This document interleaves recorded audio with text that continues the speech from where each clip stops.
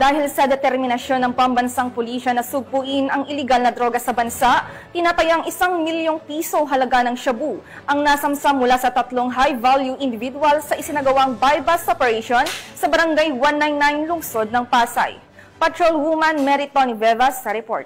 Inaresto ng operatiba ng Southern Police District Drug Enforcement Unit ang 3 bagong nakilalang high-value individual sa isang buy-bust operation na isinagawa bandang alas 7 ng gabi nitong Lunes sa Barangay 199 Lungsod ng Pasay.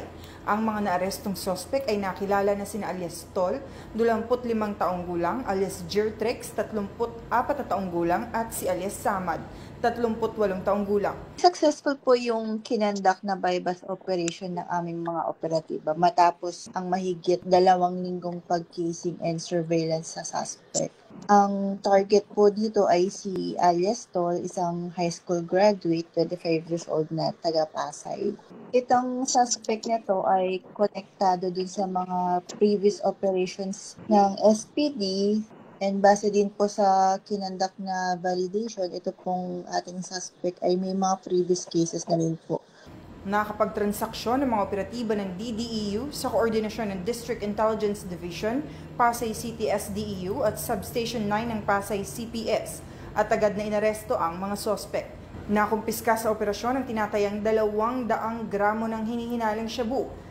Ang tinatayang halaga batay sa standard drug price ay umabot sa 1,360,000 pesos. Narecover din ng mga operatiba ang ginamit na buy-bust money sa transaksyon.